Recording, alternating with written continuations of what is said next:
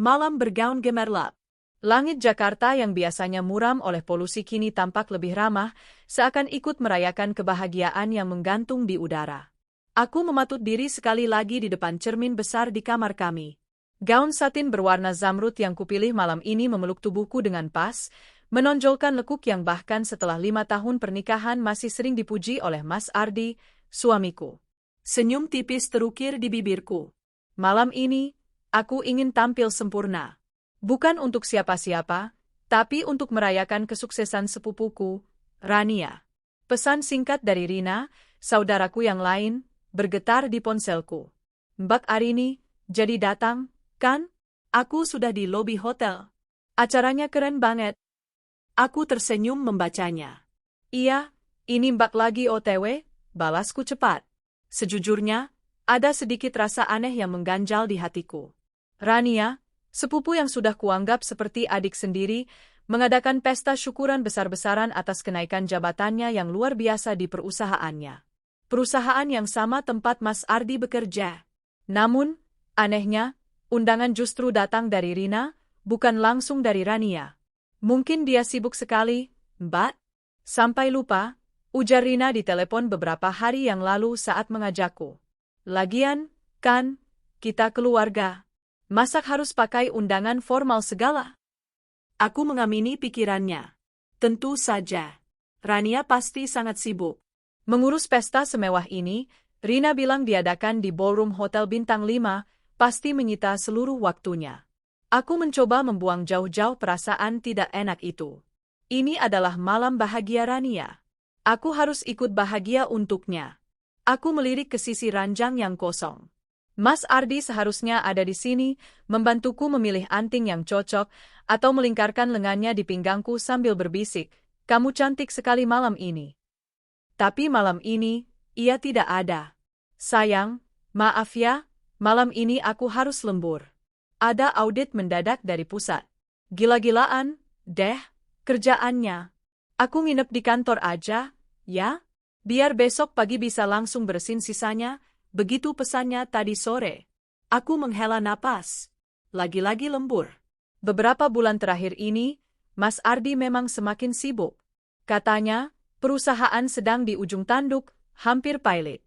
Proyek banyak yang macet, klien menarik diri. Akibatnya, pemasukan kami pun seret. Uang belanja yang biasanya lebih dari cukup, kini harus kuputar otak agar bisa mencukupi kebutuhan sebulan. Aku berusaha mengerti. Sebagai istri, aku harus mendukung suamiku di masa-masa sulitnya. Iya, Mas, enggak apa-apa. Jaga kesehatan, ya? Jangan lupa makan, balasku, menyembunyikan sedikit kekecewaan karena harus datang sendiri ke pesta Rania. Pesta yang diadakan di perusahaan yang katanya sedang pilot. Ah, sudahlah. Mungkin ini acara pribadi Rania, tidak ada hubungannya dengan kondisi perusahaan secara umum. Setelah memastikan riasanku sempurna, aku menyambar tas tangan dan kunci mobil. Perjalanan menuju hotel di pusat kota terasa lancar. Gemerlap lampu gedung-gedung pencakar langit seolah menjadi saksi bisu perasaanku yang campur aduk antara antusias dan sedikit cemas. Memasuki lobi hotel, kemewahan langsung menyergapku. Karpet tebal berwarna merah marun terhampar, lampu kristal raksasa menggantung megah di langit-langit, dan aroma bunga lili yang segar memenuhi udara. Rina sudah menungguku di dekat eskalator, melambai dengan antusias. "Mbak Arini, ya ampun, cantik banget," pujinya sambil memelukku. "Ayo, acaranya sudah mau mulai. Rania sebentar lagi pidato." Kami menaiki eskalator menuju ballroom di lantai 2. Suara musik orkestra yang lembut mulai terdengar, berpadu dengan dengungan percakapan ratusan tamu yang sudah memadati ruangan. Mataku terbelalak. Ini bukan sekadar pesta syukuran. Ini adalah sebuah perhelatan akbar. Dekorasi bunga mawar putih dan lili menghiasi setiap sudut. Meja-meja bundar berbalut taplak sutra putih dipenuhi hidangan mewah yang tak pernah kulihat sebelumnya.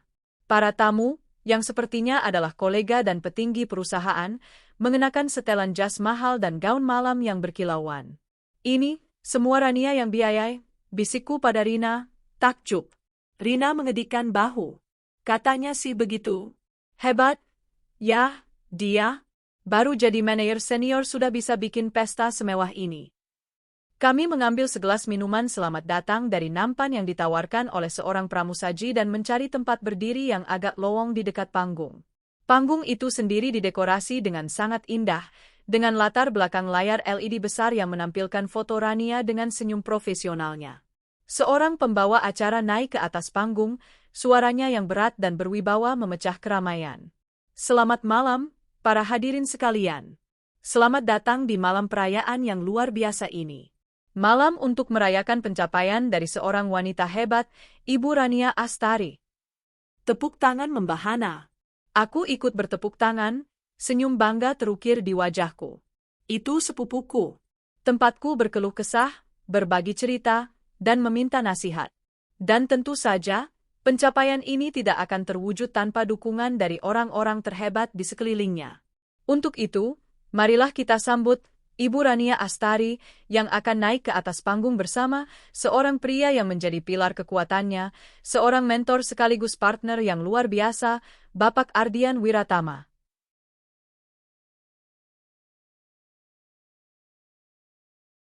Jantungku seakan berhenti berdetak. Ardian Wiratama. Mas Ardi. Dunia seakan bergerak dalam gerakan lambat. Dari sisi panggung, muncullah Rania, tampak begitu anggun dalam balutan gaun berwarna merah menyala. Dan di sampingnya, berjalan dengan gagah, menggenggam tangannya dengan erat, adalah suamiku. Mas Ardi. Mengenakan setelan jas paling mahal yang kumiliki, yang katanya hanya dipakai untuk pertemuan super penting. Senyumnya begitu merekah, begitu sumringah. Senyum yang sudah lama sekali tidak kulihat ditujukan untukku. Mereka berjalan ke tengah panggung, tangan mereka masih bertautan. Suamiku, yang seharusnya sedang berpeluh di kantor karena lembur, kini berdiri di bawah sorotan lampu, di samping sepupuku, sebagai pilar kekuatannya. Napasku tercekat di tenggorokan. Kepalaku pening. Rina di sampingku juga tampak terkejut. Loh, itu kan, Mas Ardi? Katanya lembur. Aku tidak bisa menjawab. Mataku terpaku pada pemandangan di atas panggung. Rania mengambil mikrofon, senyumnya tak lepas dari wajah Mas Ardi. Terima kasih semuanya sudah datang. Rania memulai pidatonya, suaranya terdengar jernih dan bahagia. Kenaikan jabatan ini adalah sebuah mimpi yang menjadi kenyataan. Tapi, mimpi ini tidak akan pernah terwujud tanpa seseorang yang selalu percaya padaku, bahkan saat aku meragukan diriku sendiri. Ia menatap Mas Ardi dengan tatapan memuja. Terima kasih, Mas Ardi. Terima kasih sudah menjadi mentorku, sahabatku, dan segalanya bagiku. Terima kasih sudah memperjuangkan posisiku, bahkan rela mengeluarkan biaya pribadi untuk meyakinkan Dewan Direksi. Tunggu, biaya pribadi? Rania terkekeh pelan. Dan tentu saja, terima kasih sudah menghadiahiku pesta semewah ini. Kamu selalu tahu cara membuatku merasa seperti ratu. Gelas di tanganku bergetar hebat. Jadi, pesta ini yang membiayai adalah suamiku? Suamiku yang mengatakan perusahaan sedang pilot? Suamiku yang memberiku uang belanja pas-pasan dengan alasan penghematan? Dia membiayai pesta mewah ini untuk wanita lain? Untuk sepupuku sendiri? Rasa sakit yang tajam menghunjam dadaku, meremukkan hatiku hingga berkeping-keping. Aku teringat semua curhatanku pada Rania. Setiap tetes air mataku saat menceritakan perubahan sikap Mas Ardi. Mbak, Mas Ardi kok jadi dingin, ya? Iya, dia sekarang lebih sering di luar. Katanya banyak kerjaan. Dia sering banget main HP sambil senyum-senyum sendiri. Pas kutanya, katanya lagi baca berita lucu. Mungkin Mas Ardi cuma lagi stres sama kerjaan, Mbak. Mbak yang sabar, ya. Coba kasih dia ruang dulu. Begitu selalu jawaban Rania, dengan nada menenangkan yang kini terdengar seperti racun di telingaku. Jadi, ini alasannya. Orang yang menjadi tempatku mencurahkan segala kesedihan dan kebingunganku tentang suamiku, ternyata adalah penyebab dari semua itu. Wanita yang tersenyum-senyum di ponsel suamiku adalah dia. Alasan suamiku jarang di rumah adalah dia. Pelakor itu adalah sepupuku sendiri. Mereka bukan hanya berselingkuh di kantor. Mereka pasti juga berlibur bersama saat Mas Ardi bilang ada perjalanan dinas. Mereka bahkan mungkin membawa hubungan terlarang itu ke dalam rumahku, ke atas ranjangku, saat aku sedang tidak ada. Pikiran itu membuatku mual. Dunia di sekelilingku seakan berputar. Suara tepuk tangan para tamu terdengar seperti dengungan lebah yang menyakitkan. Aku melihat Mas Ardi membisikkan sesuatu ke telinga Rania, lalu mereka tertawa bersama. Tawa bahagia di atas penderitaanku. Tiba-tiba, mata Mas Ardi menyapu kerumunan tamu. Dan tatapan kami bertemu. Senyum di wajahnya membeku seketika. Wajahnya pucat pasi, matanya membelalak kaget, seolah melihat hantu. Rania, yang menyadari perubahan ekspresi Mas Ardi, ikut menoleh ke arahku. Wajahnya tak kalah terkejut. Mereka tertangkap basah. Kemarahan yang membara tiba-tiba memberiku kekuatan. Rasa sakit itu berubah menjadi kobaran api yang menuntut pembalasan. Tidak. Aku tidak akan pingsan. Aku tidak akan lari sambil menangis. Aku akan menghadapi mereka. Di sini. Sekarang juga. Dengan langkah yang kuusahakan tetap tegap, aku mulai berjalan menerobos kerumunan. Rina mencoba menahanku. Mbak, jangan. Aku menepis tangannya dengan lembut. Aku harus, Rin. Aku harus.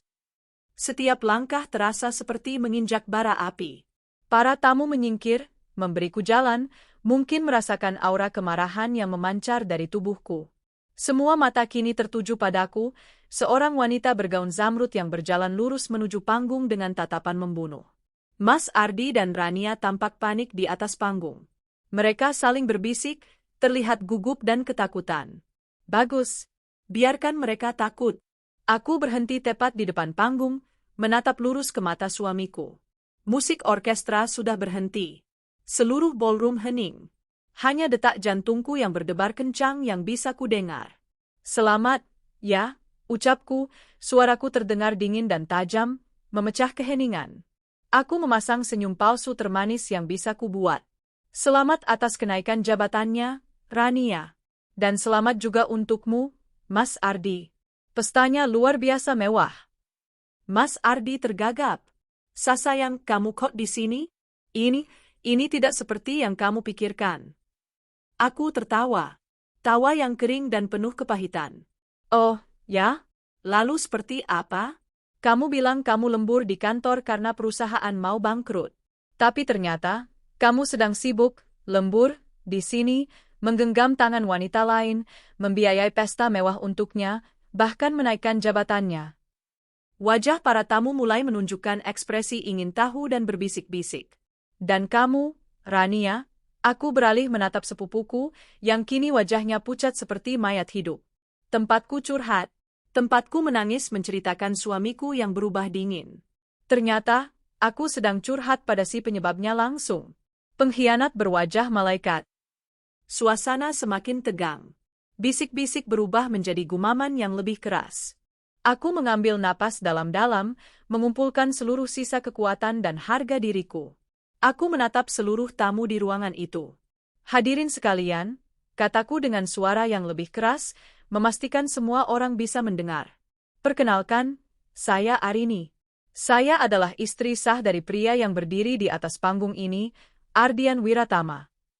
Aku menunjuk Mas Ardi, yang tampak ingin lenyap di telan bumi. Suami saya, yang mengaku perusahaannya sedang pailit sampai harus sangat pelit pada istrinya sendiri. Tapi malam ini, seperti yang kalian lihat, dia dengan murah hati menghamburkan uang untuk sebuah pesta perayaan bagi selingkuhannya. Pernyataanku bagai bom yang meledak di tengah ruangan. Semua orang terkesiap. Wajah Rania kini basah oleh air mata, tapi aku tidak merasakan sedikit pun belas kasihan. Mereka berselingkuh di belakang saya. Di kantor, di saat perjalanan dinas palsu, bahkan mungkin di rumah saya sendiri. Amarahku memuncak. Jadi, selamat menikmati pesta yang didanai dari pengkhianatan ini. Selamat menikmati hidangan yang dibeli dari uang yang seharusnya menjadi nafkah untuk saya. Aku membalikkan badan. Aku tidak perlu melihat reaksi mereka lebih lama lagi. Aku telah mengatakan apa yang perlu kukatakan. Aku telah merobek topeng mereka di depan semua orang penting dalam hidup mereka. Rasa malu yang mereka rasakan saat ini, biarlah menjadi awal dari penderitaan mereka. Dengan kepala terangkat tinggi, Aku berjalan keluar dari ballroom neraka itu. Aku tidak menangis. Belum. Saat ini, yang kurasakan hanyalah kemarahan dingin dan sebuah tekad yang membara di dalam dada. Aku akan membuat mereka membayar setiap air mata dan setiap rasa sakit yang mereka torehkan. Aku akan membalas perlakuan mereka. Ini bukan akhir. Ini adalah awal dari sebuah peperangan. Dan aku bersumpah, aku yang akan keluar sebagai pemenangnya. Aku akan kembali, bukan sebagai istri yang teraniaya, tapi sebagai kekuatan yang akan menghancurkan mereka. Pintu ballroom tertutup di belakangku, meredam suara kekacauan yang baru saja kuciptakan. Aku melangkah menuju lift, tekadku sekeras baja. Mereka telah membangkitkan sisi lain dari diriku yang tidak pernah kuketahui ada. Dan sisi itu, haus akan pembalasan. Perjalanan pulang terasa seperti melayang dalam ruang hampa. Lampu-lampu kota yang tadinya tampak meriah kini hanya menjadi goresan-goresan warna kabur yang menusuk mata. Aku mencengkeram setir mobil begitu erat hingga buku-buku jariku memutih. Gaun zamrud yang beberapa jam lalu membuatku merasa cantik, kini terasa seperti kain kafan yang menyesakkan. Setiap tarikan napas terasa sakit, seolah ada beling-beling tak kasat mata yang mengoyak paru-paruku. Aku tidak menangis. Anehnya, air mataku seolah membeku di sumbernya, digantikan oleh amarah yang dingin dan membara. Bayangan wajah Mas Ardi yang pucat pasi dan Rania yang gemetar ketakutan di atas panggung terus berputar di kepalaku. Puas? Ya, ada secuil kepuasan gelap di sana. Tapi kepuasan itu dengan cepat ditelan oleh lubang hitam kehampaan yang menganga di dadaku. 5 tahun. 5 tahun hidupku kuabdikan untuk menjadi istri yang baik bagi Ardian Wiratama. Aku melepaskan karir cemerlangku, posisi manajer di sebuah perusahaan multinasional yang kurai dengan darah dan keringat setelah lulus sebagai yang terbaik dari universitasku, demi memenuhi keinginannya akan seorang istri yang selalu ada di rumah. Aku merawatnya, mendukungnya, dan mempercayainya dengan seluruh jiwa ragaku. Aku bahkan rela hidup prihatin selama berbulan-bulan, memutar otak dengan uang belanja yang semakin menipis karena percaya pada ceritanya tentang perusahaan yang diambang kehancuran. Dan Rania, sepupuku, adikku, tempatku menumpahkan segala gundah gulana. Setiap kali Mas Ardi pulang larut, setiap kali ia tersenyum pada ponselnya, setiap kali ia bersikap dingin padaku, Ranialah yang menjadi tempatku mengadu. Dia memelukku, menenangkanku, memberiku nasihat-nasihat bijak yang kini kusadari adalah siasat licik untuk menutupi jejak perselingkuhannya. Betapa bodohnya aku. Betapa butanya aku. Mobil berhenti di depan gerbang rumah kami. Rumah yang kubangun bata demi bata dengan cinta dan harapan. Kini, bangunan itu tampak seperti monumen pengkhianatan. Aku mematikan mesin dan terdiam selama beberapa menit. Keheningan di dalam mobil terasa memekakkan, hanya diisi oleh detak jantungku yang berpacu liar. Dengan sisa tenaga yang kumiliki, aku melangkah keluar. Udara malam yang dingin menyambutku, namun tak sedingin hatiku. Aku membuka pintu rumah. Gelap dan senyap. Biasanya, Mas Ardi akan meninggalkan lampu teras menyala jika ia tahu aku akan pulang larut. Tapi malam ini, ia tidak menyangka aku akan pulang ke sini. Ia mengira aku, seperti istri bodoh pada umumnya, masih terlelap dalam tidur, memimpikan suami setia yang sedang bekerja keras. Aku menyalakan lampu. Cahaya terang seketika membanjiri ruang tamu, menelanjangi setiap sudut kenangan yang kini terasa menyakitkan. Di dinding, tergantung foto pernikahan kami. Aku dan Mas Ardi, tersenyum bahagia, mata kami berbinar penuh cinta dan janji. Aku mendekat, menyentuh wajahnya di dalam bingkai kaca itu. Wajah pria yang sama yang beberapa saat lalu menggenggam tangan wanita lain dengan senyum yang sama merekahnya. Sebuah dorongan destruktif menguasaiku. Dengan satu gerakan cepat, aku merenggut foto itu dari dinding dan membantingnya ke lantai. Pram! Kaca bingkai itu pecah berkeping-keping, sama seperti hatiku. Suara itu seolah memecah bendungan air mataku. Akhirnya, isak tangis pertama lolos dari bibirku. Bukan isak tangis yang pilu, melainkan isak tangis yang penuh amarah. Aku terisak, tubuhku berguncang hebat, bukan karena kesedihan kehilangan cinta, tapi karena amarah atas kebodohanku sendiri. Aku berjalan sempoyongan ke kamar tidur kami. Ranjang yang seharusnya menjadi saksi cinta kami kini terasa menjijikkan. Berapa kali mereka melakukannya di sini? Di atas spray yang kucuci dengan tanganku sendiri? Pikiran itu membuat perutku mual. Aku membuka lemari pakaianku, menarik keluar sebuah koper besar. Aku tidak akan tinggal di neraka ini satu malam pun. Aku mulai memasukkan pakaianku secara acak. Blus, celana, gaun. Aku tidak peduli lagi. Aku hanya ingin pergi. Saat itulah aku mendengar suara mobil memasuki halaman. Jantungku berdebar kencang. Dia pulang. Mas Ardi pulang. Entah apa yang akan dikatakannya. Memohon? Marah? Menyalahkanku? Aku tidak peduli. Aku sudah siap. Pintu depan terbuka dengan kasar. Arini, kamu di mana? Suaranya terdengar panik. Langkah kakinya yang tergesa-gesa terdengar mendekati kamar. Pintu kamar terbuka. Di sana, ia berdiri. Mas Ardi. Wajahnya kusut, setelan jas mahalnya tampak berantakan. Ia menatapku, lalu pada koper besar yang setengah terisi di atas ranjang. Sayang, kamu mau kemana? Tanyanya dengan suara serak. Dengarkan aku dulu.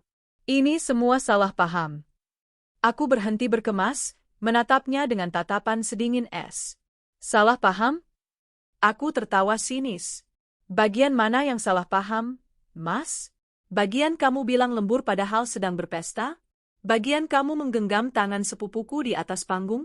Atau bagian kamu menghamburkan uang untuknya sementara kamu bilang padaku kita harus berhemat karena perusahaan mau bangkrut? Arini, aku bisa jelaskan. Rani, dia hanya apa? Potongku tajam. Hanya selingkuhanmu? Hanya pelakor yang kau berikan jabatan dan pesta mewah? Jangan sebut namanya lagi di depanku. Wajahnya mengeras. Jaga bicaramu, Arini. Kamu sudah mempermalukanku di depan semua orang. Di depan dewan direksi. Karirku bisa hancur. Aku maju selangkah, menatap lurus ke matanya. Karirmu? Kamu khawatir tentang karirmu setelah kamu menghancurkan hatiku? Setelah kamu menghancurkan pernikahan kita? Di mana otakmu, Mas? Aku tidak menghancurkan apa-apa, balasnya, nadanya mulai meninggi. Ini hanya kehilafan. Aku dan Rania tidak ada apa-apa. Aku hanya membantunya. Membantunya sampai tidur dengannya? Membantunya dengan mengkhianati istrimu sendiri, pekikku. Kemarahanku yang tadi dingin kini kembali meledak-ledak. Kamu pikir aku bodoh? Selama berbulan-bulan aku curhat pada Rania tentang perubahan sikapmu. Dan dia, si ular berbisa itu, pasti menertawakanku di belakangku bersama denganmu. Mas Ardi terdiam, tak bisa lagi mengelak. Aku kembali ke koperku, melemparkan beberapa helai pakaian lagi ke dalamnya. Semua sudah berakhir, Mas. Aku mau kita cerai. Dua kata itu, kita cerai, seolah menjadi pukulan telak baginya. Wajahnya yang tadi marah kini berubah menjadi panik. Ia mendekat, mencoba meraih tanganku. Jangan bilang begitu, sayang, rengeknya. Aku minta maaf. Aku salah. Aku hilaf. Tolong jangan tinggalkan aku. Aku janji akan meninggalkan Rania. Aku akan perbaiki semuanya. Aku menepis tangannya dengan kasar. Sudah terlambat, desisku. Kepercayaan itu seperti kaca. Sekali pecah, kau bisa menyatukannya kembali, tapi retakannya akan selalu ada. Dan kau tidak hanya memecahkannya. Kau menghancurkannya menjadi debu. Aku mengambil ijazah, sertifikat, dan semua dokumen pentingku dari laci. Ini adalah identitasku, hartaku yang sebenarnya. Harta yang telah kulupakan selama 5 tahun terakhir. Kamu tidak akan bisa hidup tanpaku, Arini, ancamnya, kembali ke sisi arogannya saat melihat permohonannya tak berhasil. Kamu sudah tidak bekerja selama 5 tahun. Siapa yang mau mempekerjakanmu? Kamu akan jadi apa tanpa uangku? Ancamannya justru menjadi bahan bakar terakhir yang kubutuhkan. Aku berhenti, berbalik menatapnya dengan senyum dingin yang tak pernah kulihat sebelumnya di wajahku sendiri.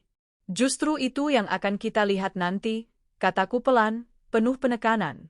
Kamu lupa, Mas, sebelum menjadi istrimu, aku ini siapa? Dan aku akan pastikan, kamu akan menyesal telah meremehkanku. Aku menutup koperku, Suara kuncinya berbunyi klik dengan mantap. Aku berjalan melewatinya tanpa menoleh sedikit pun. Di meja nakas, aku berhenti. Kulepaskan cincin kawin emas putih yang melingkar di jari manisku, cincin yang dulu kuterima dengan air mata bahagia. Aku meletakkannya di atas meja dengan pelan. Aku meninggalkan semua kenangan tentangmu di sini, kataku tanpa menatapnya. Anggap saja ini pesangon untuk pengkhianatanmu. Aku menarik koperku keluar dari kamar, keluar dari rumah neraka itu, meninggalkan Mas Ardi yang berdiri mematung, mungkin untuk pertama kalinya menyadari bahwa ia telah kehilangan segalanya. Aku tidak punya tujuan pasti.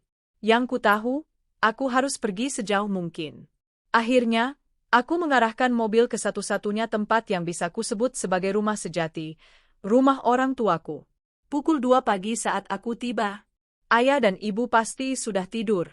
Aku menekan bel dengan ragu. Tak lama, lampu teras menyala dan pintu terbuka.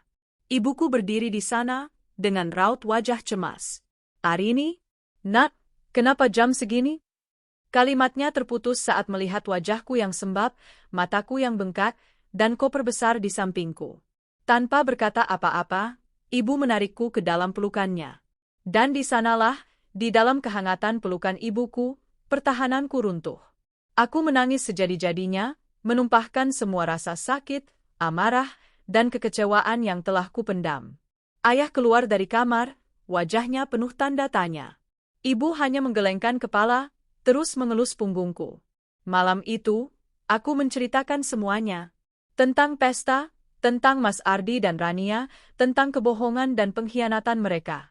Wajah ayah mengeras karena amarah, sementara ibu tak henti-hentinya menangis untukku. "Kurang ajar anak itu," geram ayah.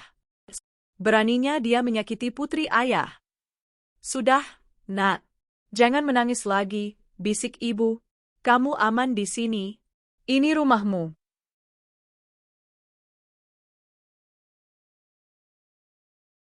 Dukungan mereka memberiku kekuatan. Keesokan paginya, saat aku terbangun dengan mata bengkak, ponselku bergetar hebat. Puluhan panggilan tak terjawab dari Mas Ardi. Dan beberapa pesan dari Rina. Aku membuka pesan dari Rina terlebih dahulu. "Mbak Arini, Mbak di mana?" Semalam setelah Mbak pergi, suasananya kacau balau.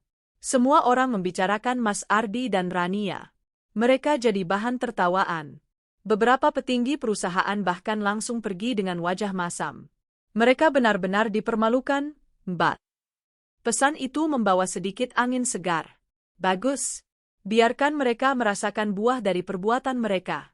Aku mengabaikan panggilan Mas Ardi. Aku tidak ingin berbicara dengannya.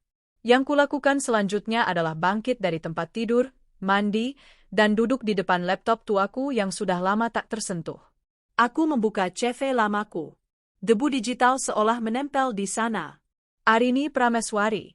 Lulusan terbaik Fakultas Ekonomi. Mantan manajer pengembangan bisnis, PT Jaya Abadi. Aku menatap fotoku di CV itu.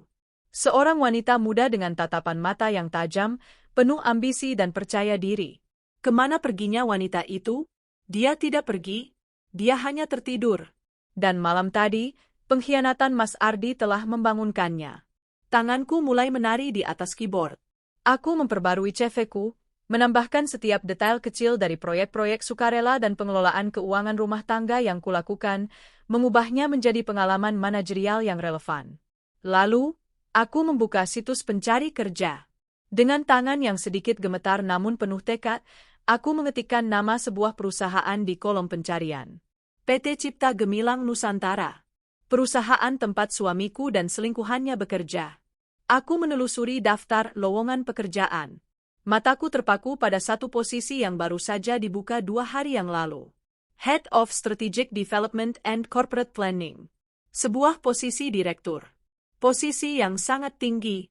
Posisi yang akan menjadi atasan dari hampir semua manajer senior. Termasuk atasan dari kepala operasional seperti Mas Ardi, dan atasan dari manajer pemasaran senior, jabatan baru Rania. Sebuah senyum miring, senyum yang dingin dan penuh perhitungan, terukir di bibirku. Ini dia. Ini jalannya. Balas dendam terbaik bukanlah dengan tangisan atau makian. Balas dendam terbaik adalah dengan menjadi begitu superior hingga mereka bahkan tidak layak untuk berada di bawah tatapanmu. Aku mengambil napas dalam-dalam. Permainan dimulai, bisikku pada diriku sendiri. Dengan satu klik mantap, aku menekan tombol, kirim lamaran. Bara api telah dinyalakan. Dan aku akan memastikan, bara itu akan membakar hangus dunia mereka hingga tak bersisa. Minggu pertama setelah malam terkutuk itu berlalu dalam kabut yang aneh. Sebagian diriku masih berduka, merasakan sakitnya pengkhianatan yang mengiris-iris sisa kepercayaan dalam diriku. Setiap sudut di rumah orang tuaku, kamar masa kecilku, taman tempat ayah mengajariku bersepeda, dapur tempat ibu mengajariku resep pertamanya, semuanya menjadi saksi bisu transformasiku. Aku bukan lagi Arini yang sama. Wanita yang dulu hidup untuk membahagiakan suaminya kini telah mati, terkubur di bawah runtuhan pesta mewah di Hotel Bintang 5 itu. Yang bangkit dari abunya adalah sosok yang lebih dingin, lebih tajam, dan lebih fokus. Ponselku tak henti-hentinya berdering. Puluhan, bahkan ratusan panggilan dan pesan dari Mas Ardi. Awalnya berisi permohonan maaf yang menyedihkan, kemudian berubah menjadi ancaman terselubung, dan akhirnya kembali menjadi rengekan putus asa. Aku tidak menjawab satu pun. Aku memblokir nomornya. Bagiku, dia sudah menjadi masa lalu. Langkah pertamaku adalah menghubungi seorang pengacara, teman lamaku dari masa kuliah, Farida. Ia kini menjadi salah satu pengacara perceraian paling disegani di Jakarta. Kami bertemu di sebuah kafe yang tenang, jauh dari keramaian. Aku turut prihatin, Rin, kata Farida setelah aku selesai menceritakan segalanya, wajahnya menunjukkan campuran antara simpati dan amarah. Bajingan. Keduanya bajingan. Aku tidak butuh simpati, F.A. Aku butuh keadilan, jawabku, suaraku datar dan tanpa emosi. Aku mau cerai. Secepatnya. Aku tidak mau sepeser pun hartanya. Aku hanya ingin namaku bersih darinya. Farida mengangguk, matanya menatapku dengan kagum. Kamu lebih kuat dari yang kubayangkan. Baik, serahkan padaku. Aku akan urus semuanya. Surat gugatan akan kukirimkan ke kantornya besok. Kirimkan ke kantornya, ulangku dengan penekanan. Biar semua orang di sana tahu. Tentu, senyum tipis tersungging di bibir Farida. Anggap saja sudah beres. Dengan urusan hukum yang sudah berjalan, fokusku sepenuhnya tertuang pada misiku yang sesungguhnya, PT Cipta Gemilang Nusantara. Setiap hari, aku menghabiskan 8 hingga 10 jam di depan laptop. Aku tidak hanya menunggu panggilan, aku mempersiapkan perang. Aku mengunduh semua laporan tahunan perusahaan yang tersedia untuk publik. Aku mempelajari neraca keuangan mereka, laporan laba rugi, dan arus kas. Aku menganalisis performa setiap divisi, mencari titik lemah dan potensi yang terabaikan. Cerita Mas Ardi tentang perusahaan mau pilot ternyata adalah kebohongan yang dibumbui sedikit kebenaran. Perusahaan tidak diambang kehancuran, tapi memang sedang mengalami stagnasi. Pertumbuhannya melambat, margin keuntungan menipis, dan beberapa proyek besar mereka mandek. Mereka butuh guncangan. Mereka butuh visi baru. Dan aku akan menjadi visi itu. Aku juga mempelajari profil Dewan Direksi dan para petinggi perusahaan. Terutama CEO-nya, Bapak Wijoyo Suryoatmojo. Seorang pebisnis generasi lama yang dikenal keras, tanpa basa-basi, dan sangat menghargai hasil akhir di atas segalanya. Dia tidak suka drama, tapi dia lebih tidak suka lagi dengan kinerja yang buruk. Ini adalah celahku. Tepat 10 hari setelah aku mengirimkan lamaran, sebuah email masuk ke kotak masukku. Subjeknya, undangan wawancara, PT Cipta Gemilang Nusantara.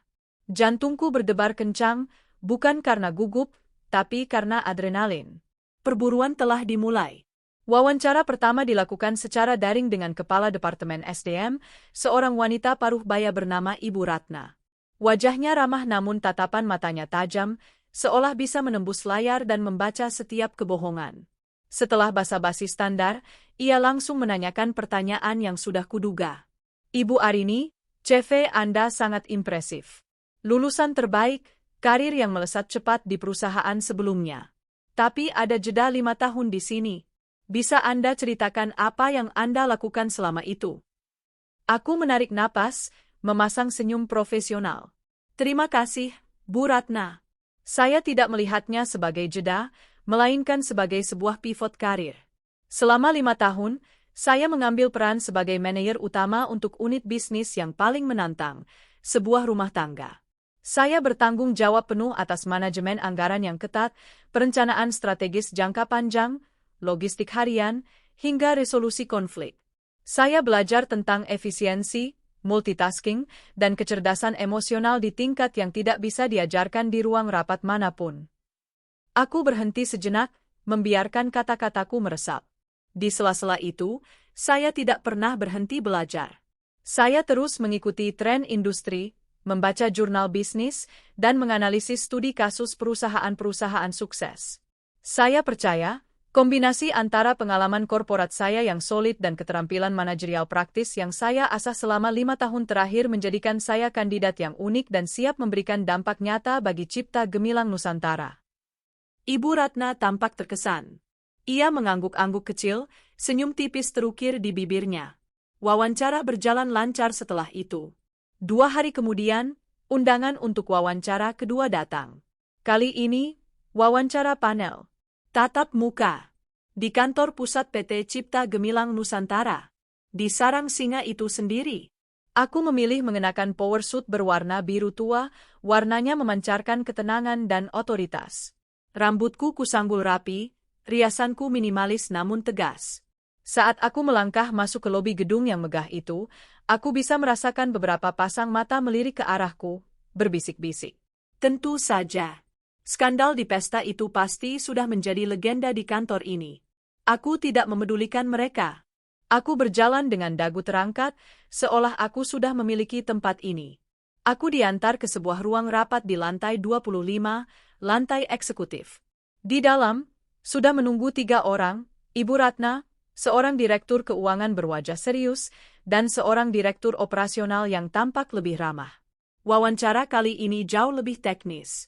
Mereka membombardirku dengan pertanyaan tentang strategi bisnis, analisis pasar, dan studi kasus yang rumit. Ini adalah makananku. Dengan tenang dan percaya diri, aku membedah setiap masalah, memberikan solusi yang konkret dan berbasis data, persis seperti yang telah kupersiapkan selama berhari-hari. Menurut Anda, apa masalah terbesar yang dihadapi perusahaan kami saat ini? Tanya Direktur Keuangan, Pak Tirtayasa, dengan nada memuji. Dengan segala hormat, Pak, saya melihatnya bukan sebagai masalah, melainkan sebagai peluang yang tertunda, jawabku diplomatis. Berdasarkan data publik, perusahaan menunjukkan performa yang solid namun konservatif. Ada ketergantungan yang terlalu besar pada lini bisnis konvensional, sementara disrupsi digital di sektor ini mulai menunjukkan taringnya. Peluang terbesar Cipta Gemilang Nusantara terletak pada inovasi yang berani dan efisiensi operasional yang lebih agresif. Sebagai contoh, di divisi pemasaran yang sekarang dipimpin oleh manajer baru, aku sengaja berhenti, seolah baru teringat nama Rania. Anggarannya besar, namun konversinya terhadap penjualan digital masih di bawah rata-rata industri. Ada kebocoran sumber daya di sana yang bisa dialihkan untuk pengembangan produk baru yang lebih relevan dengan pasar milenial. Ketiga pewawancara saling berpandangan. Aku tahu aku telah menekan tombol yang tepat. Aku menunjukkan bahwa aku tidak hanya memahami bisnis mereka, tapi juga tidak takut untuk menyoroti area yang perlu diperbaiki, bahkan jika itu berarti menyentil anak emas yang baru dipromosikan. Wawancara berakhir setelah hampir 2 jam. Aku merasa telah memberikan yang terbaik. Puncaknya datang 3 hari kemudian. Sebuah panggilan telepon dari sekretaris CEO. Bapak Wijoyo Suryoatmojo ingin menemuiku. Wawancara final.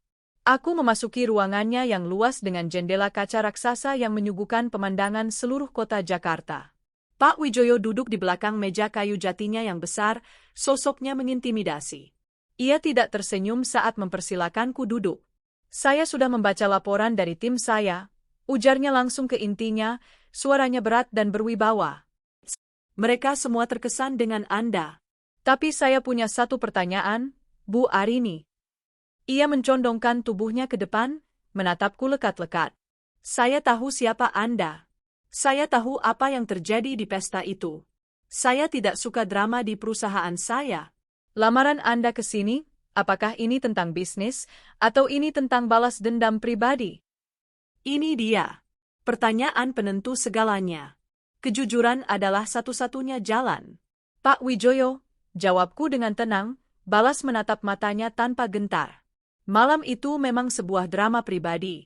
Sebuah drama yang menyakitkan. Tapi drama itu sudah saya tutup babnya dengan menyerahkan surat gugatan cerai ke pengacara saya. Yang saya bawa ke ruangan ini, dan yang saya tawarkan pada Cipta Gemilang Nusantara, adalah murni bisnis, lanjutku. Pengkhianatan yang saya alami justru membuka mata saya. Itu mengajarkan saya untuk melihat sesuatu melampaui penampilan luarnya, untuk mencari kebenaran di balik angka-angka, dan untuk tidak pernah meremehkan potensi masalah sekecil apapun. Itu adalah pelajaran bisnis yang sangat berharga. Aku mengambil napas. Saya di sini bukan untuk balas dendam. Balas dendam terbaik saya adalah kesuksesan. Dan saya berniat untuk meraih kesuksesan itu dengan membawa perusahaan ini ke level yang lebih tinggi. Jika dengan melakukan itu akan membuat beberapa orang merasa tidak nyaman dengan kompetensi saya, maka itu adalah masalah mereka, bukan masalah perusahaan. Pak Wijoyo bersandar di kursinya, mengamatiku dalam diam selama beberapa saat yang terasa seperti selamanya. Aku bisa melihat roda gigi berputar di dalam kepalanya. Akhirnya, sudut bibirnya sedikit terangkat, membentuk senyum tipis yang nyaris tak terlihat. Anda punya nyali, katanya. Dan perusahaan ini butuh lebih banyak orang bernyali seperti Anda. Ia tidak mengatakan apa-apa lagi. Ia hanya menyuruh sekretarisnya mengantarku keluar. Selama 2 hari berikutnya, aku hidup dalam ketidakpastian. Apakah keberanianku tadi justru menjadi bumerang? Apakah aku terlalu jujur? Pada hari ketiga, ponselku berdering. Nomor kantor PT Cipta Gemilang Nusantara. Selamat siang, Ibu Arini. Dengan saya Ratna dari HRD. Jantungku berhenti berdetak. Mewakili Dewan Direksi dan Bapak Wijoyo Suryoatmojo, dengan gembira kami sampaikan penawaran resmi untuk posisi Head of Strategic Development and Corporate Planning. Aku memejamkan mata. Udara yang kutahan di paru-paru akhirnya kuhembuskan perlahan. Bukan dalam desahan lega, melainkan dalam embusan dingin kemenangan. Saya terima, jawabku, suaraku mantap dan tanpa keraguan. Langkah pertama dari rencana besarku telah berhasil. Aku akan kembali ke gedung itu, bukan sebagai tamu tak diundang atau istri yang tersakiti, tapi sebagai atasan mereka. Aku akan duduk di puncak rantai makanan, tempat di mana aku bisa mengawasi setiap gerak-gerik mereka. Permainan catur ini baru saja dimulai. Aku telah berhasil menempatkan ratuku di posisi paling strategis di papan catur. Sekarang, saatnya untuk mulai memakan bidak-bidak mereka, satu persatu. Senin pagi. Udara Jakarta terasa berbeda. Bukan lebih sejuk, tapi lebih jernih, seolah filter baru telah terpasang di mataku. Aku berdiri di depan cermin setinggi badan di kamar masa kecilku. Pantulan di sana bukan lagi Arini, istri Ardian Wiratama yang berbalut daster rumahan. Yang menatapku balik adalah Arini Prameswari, seorang eksekutif, terbalut dalam blus sutra berwarna gading dan celana panjang hitam yang jatuh sempurna. Rambutku yang biasa tergerai, kini tersanggul rapi dan modern. Riasanku tajam, dengan lipstik merah tua sebagai satu-satunya warna mencolok, sebuah pernyataan perang yang sunyi. Tidak ada perhiasan, kecuali jam tangan perak berdesain minimalis di pergelangan tangan kiriku. Cincin kawin itu telah lenyap, dan jariku terasa lebih ringan, lebih bebas. Ini adalah seragam tempurku. Kamu siap, nak? Suara ayah membuyarkan lamunanku. Ia berdiri di ambang pintu, menatapku dengan sorot mata yang penuh kebanggaan dan sedikit kekhawatiran. Aku berbalik dan tersenyum, senyum yang tulus, yang hanya kusisakan untuk kedua orang tuaku. Sangat siap, ya? Ingat pesan ayah, lanjutnya. Kepala dingin, hati baja. Jangan biarkan mereka melihatmu goyah. Aku tidak akan goyah, janjiku. Mereka yang akan goyah. Perjalanan menuju kantor PT Cipta Gemilang Nusantara terasa seperti perjalanan seorang jenderal menuju medan perang. Jantungku berdebar, bukan karena takut, melainkan karena antisipasi. Aku memutar lagu klasik yang megah di radio mobil, membangun suasana kemenangan di dalam kepalaku. Hari ini adalah hari penobatan. Saat aku melangkah keluar dari mobil di lobi khusus jajaran direksi, dunia seakan melambat. Aku menyerahkan kunci pada petugas valet dengan anggun, lalu berjalan memasuki lobi utama. Kehadiranku seketika menyedot seluruh oksigen di ruangan itu. Resepsionis yang sedang tertawa dengan rekannya mendadak terdiam. Karyawan yang berlalu lalang melambatkan langkah mereka, mata mereka membelalak, berbisik-bisik di balik tangan mereka. Aku tahu apa yang mereka bicarakan. Itu kan, istri Pak Ardi yang membuat keributan di pesta itu. Berani sekali dia muncul di sini. Lihat penampilannya, beda sekali. Aku mengabaikan mereka semua. Dagu terangkat, punggung lurus, setiap langkahku mantap dan penuh tujuan. Sepatu hak tinggiku berketuk di lantai marmer, menciptakan irama kekuasaan yang menggema di seluruh lobi. Aku tidak melirik ke kanan atau ke kiri. Tujuanku satu, lift eksekutif. Di dalam lift yang membawaku ke lantai 25, aku menatap pantulanku di dinding cermin. Wanita yang menatap balik tampak tenang, dingin, dan memegang kendali. Sisa-sisa air mata dan keputusasaan telah menguap, digantikan oleh kilatan ambisi yang tajam di matanya. Seorang wanita muda yang memperkenalkan diri sebagai Rika, sekretaris pribadiku, menyambutku dengan gugup di depan lift. Selamat pagi, Ibu Arini. Selamat datang. Ruangan Ibu sudah kami siapkan. Terima kasih, Rika, jawabku dengan nada ramah namun tegas. Tolong siapkan daftar manajer senior dan kepala divisi yang berada di bawah departemen saya.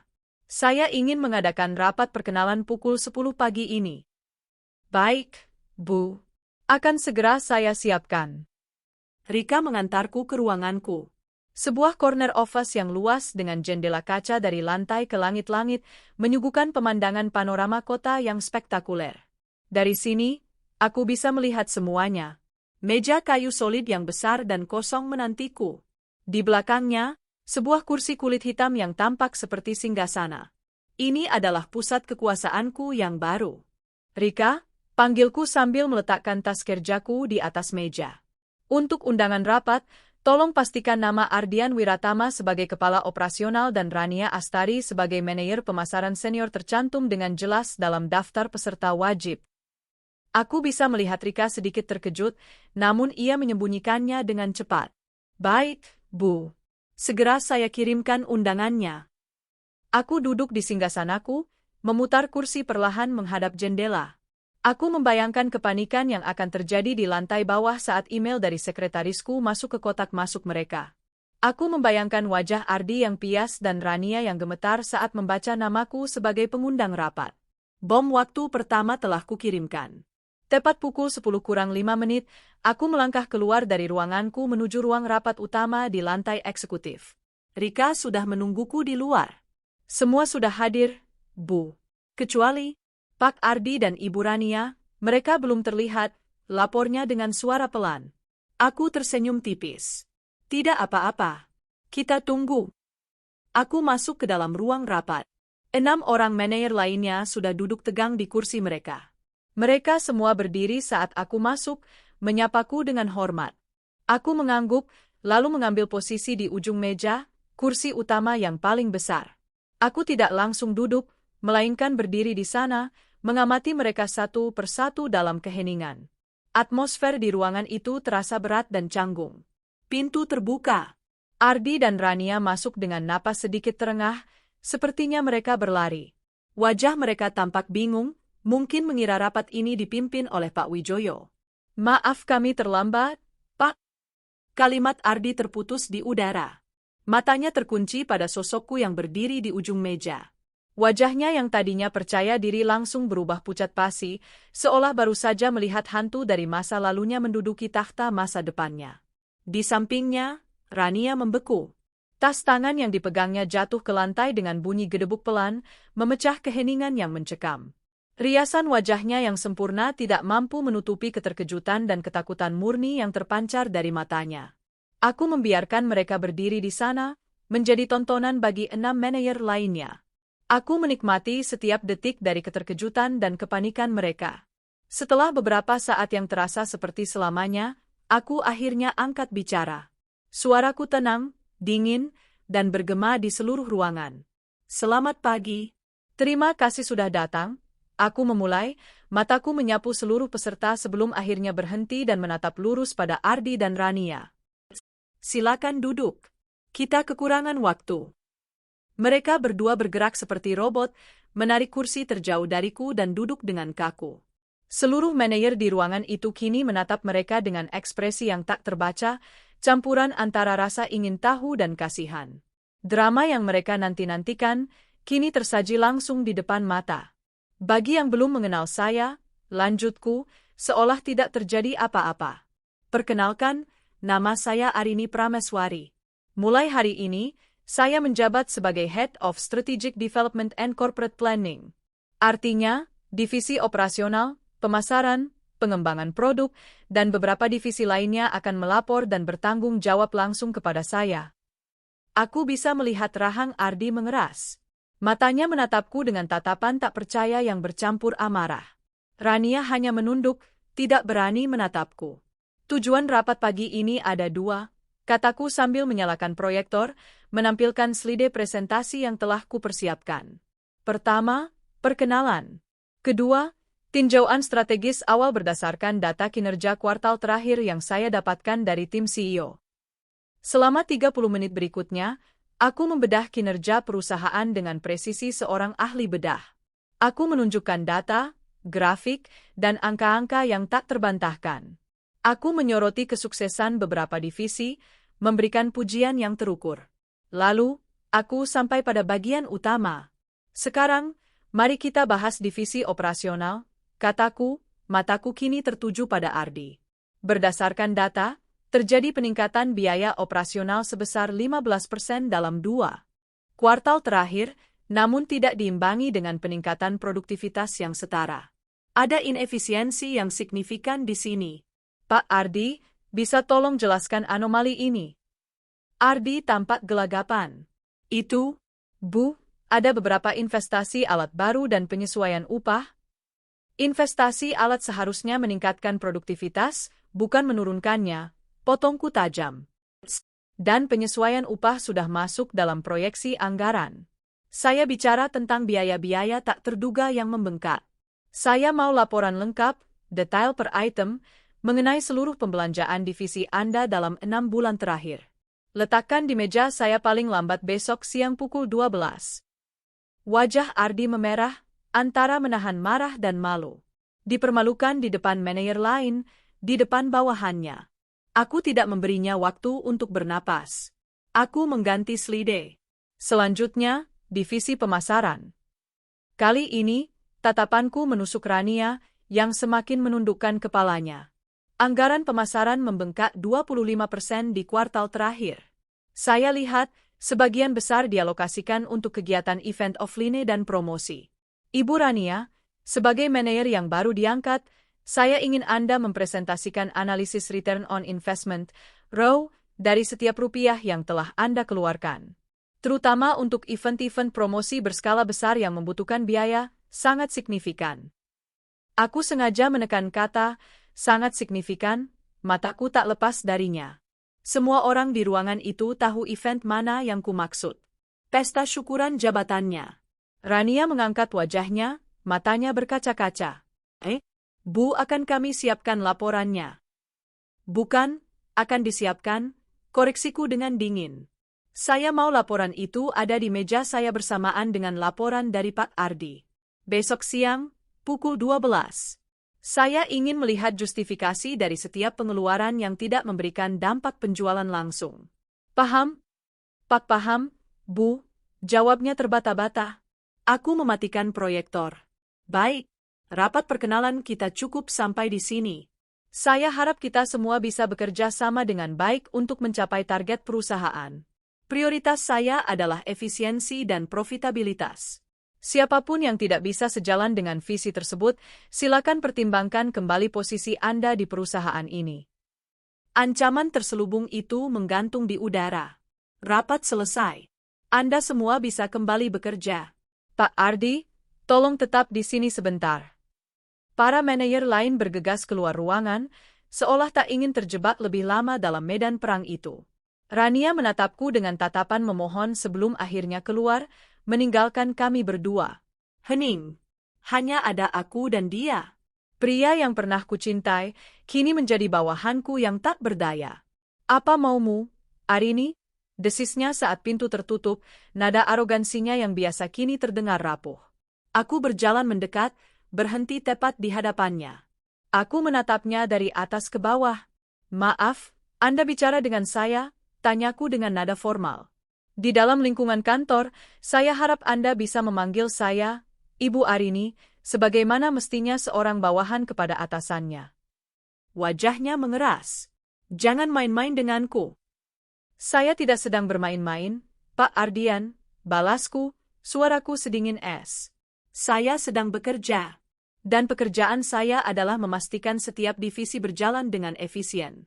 Divisi Anda, saat ini, adalah yang paling tidak efisien.